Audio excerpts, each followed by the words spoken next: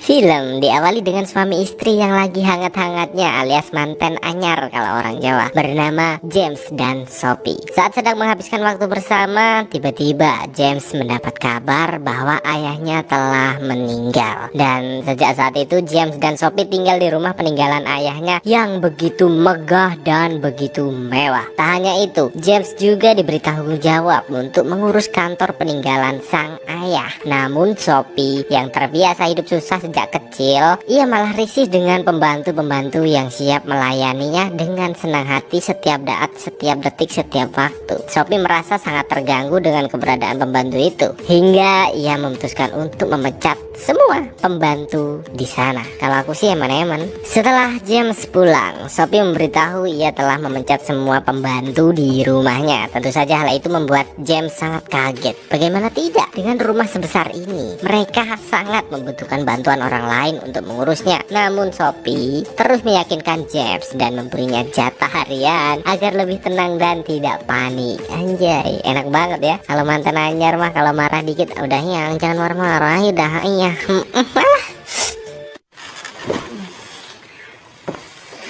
Singkat cerita, saat James sedang bekerja, Sophie menelponnya dengan menyuruh untuk menghidupkan mesin pemotong rumput di belakang rumahnya. Aduh, malam harinya James berusaha memperbaiki mesin itu dan terlihat sangat merepotkan untuknya karena dia tidak pernah melakukan pekerjaan seperti ini sebelumnya. Sophie yang belum terbiasa dengan lingkungan barunya, ditambah James yang selalu sibuk bekerja, membuat keadaan semakin runyam, hubungan mereka semakin renggang. Hingga akhirnya James memutuskan untuk pergi ke sebuah pabrik pembuat robot canggih milik Pak De Julie. Robot-robot itu diciptakan khusus untuk membantu dan mempermudah calon majikannya, alias robot pembantu versi manusia, AI Genius ciptaan manusia. Namun lagi-lagi Sophie menolak karena robot wanita di sana terlalu cantik, perfecto, dan ia takut jika James kepincut dengan robot tersebut. Hingga akhirnya mereka memutuskan untuk mengambil sebuah robot pria bernama Henry untuk dijadikan pembantu mereka tanpa menyadari hal buruk akan terjadi. Awalnya semua nampak baik-baik saja. Layaknya seorang pembantu, si Henry bertugas dengan baik dari membuat sarapan sampai memotong rumput hingga ya pekerjaan-pekerjaan pembantu lah ya. Tapi ada satu momen di mana saat James pergi bekerja, si Henry melihat Mbak Sophie yang sedang Sophie pun panik dan menyuruh Henry untuk menjauh darinya. Sophie yang risih dengan keberadaan Henry pun melaporkannya kepada James. Namun James juga harus fokus dalam pekerjaan dan hal itu membuat hubungan mereka semakin amat renggang. Di saat hubungan James dan Sophie mulai rapuh, kembalilah orang masa lalu yang merebut si cantik dari pelukanku. Maaf, malah curhat, sorry. Sophie yang merasa kesepian karena James jarang di rumah pun mencoba beradaptasi dengan Henry yang selalu menemaninya. Bahkan Sophie memberi sebuah buku tentang pelajaran emosi dan perasaan kepada Henry. Padahal hal itu tidak boleh dilakukan karena sistem kecerdasan robot akan beradaptasi memiliki perasaan dan cinta sesuai apa yang ia lihat dan apa yang ia baca. Cinta tanya anjing. That lust and not love. Well, it wasn't. Lust probably feels much like love. Sacrificed everything in hopes of being with her. It's friendship. A condition, not because he loved her unconditionally. Hingga di tengah malam, Sophie terbangun setelah mendengar suara berisik dari luar. Sophie pun pergi memeriksa dan ia menemukan Henry tergeletak di tengah halaman tanpa sehelai benang pun. Henry juga mengatakan bahwa ia baru saja bermimpi menjadi manusia. Aneh ya, robot bisa mimpi dan kamu juga bisa ninggalin aku pas lagi sayang-sayangnya. Iya, malah ngapain sih curhat anjing, penulis bangke. Sorry.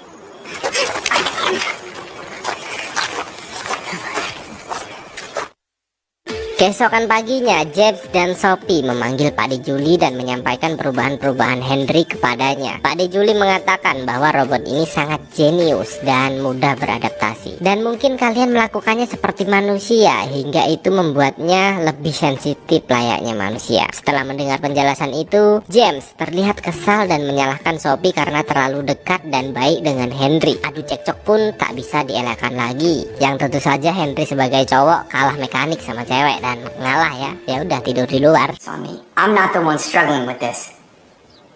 You need to stop what you're doing before he goes completely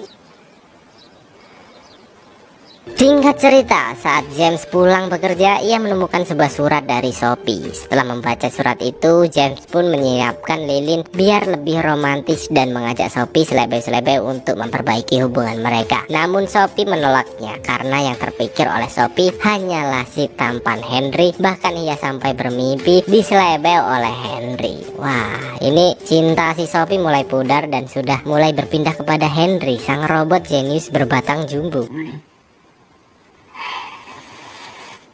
Are you dreaming?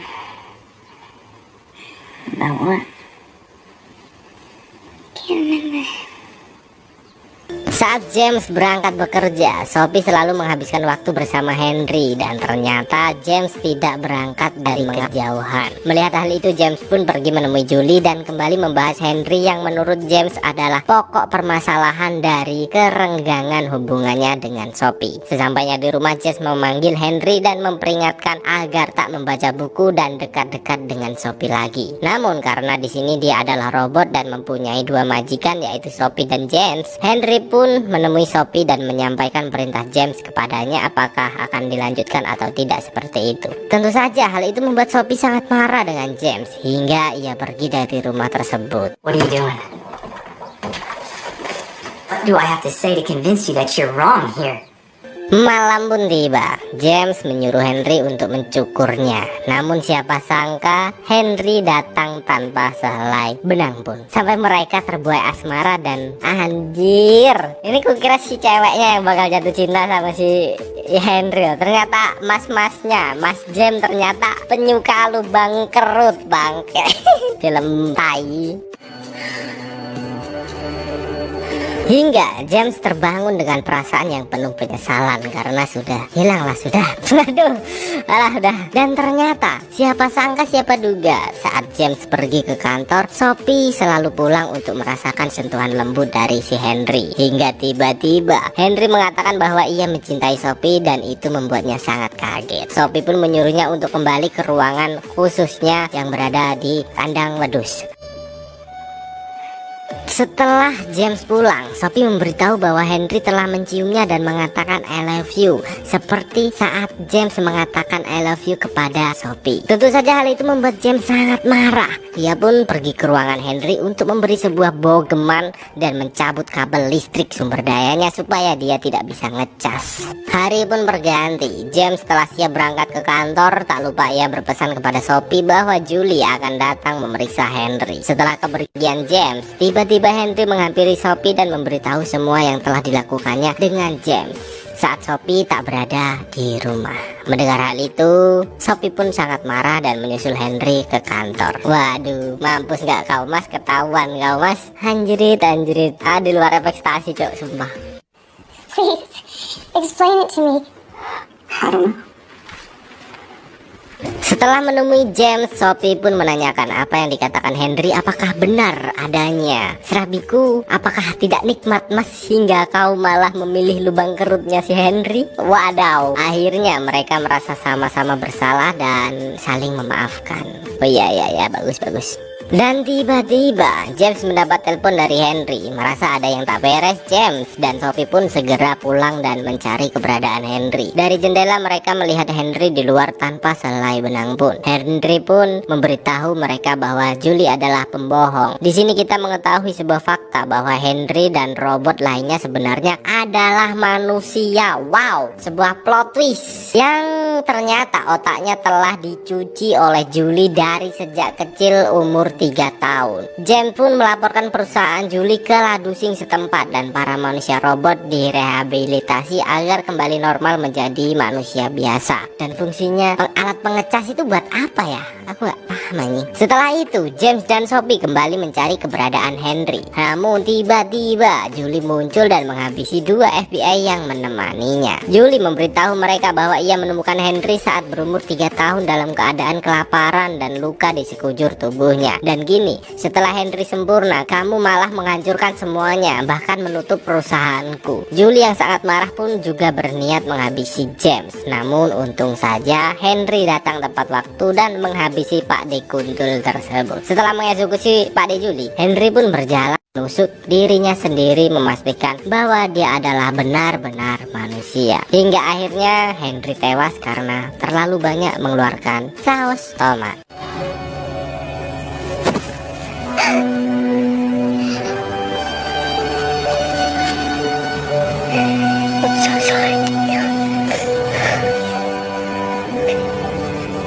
Dan film pun diakhiri dengan James dan Sophie yang kembali harmonis menjalani rumah tangganya. Bahkan kini ia mempunyai jagoan kecil yang diberi nama Henry, karena sosok Henry sangatlah berarti di kehidupan mereka. Jadi anaknya diberi nama Henry agar ia selalu teringat kepada sang tampan Henry berbatang jumbo. Anjay, banyak kali ya pelajaran yang dapat kita petik dari film ini. Dari besarnya godaan rumah tangga yang baru dibangun, pentingnya komunikasi. Tapi dah lah ya, semoga kalian menikmati review sederhana dari kami. Saya mohon kata apabila ada perkataan yang menyinggung dan membuat lubang kerut kalian sakit karena dengan bacotan-bacotan saya yang seperti ini. Semoga hal itu bisa dimaklumi, dan pesan saya, jangan pernah menjadi orang jahat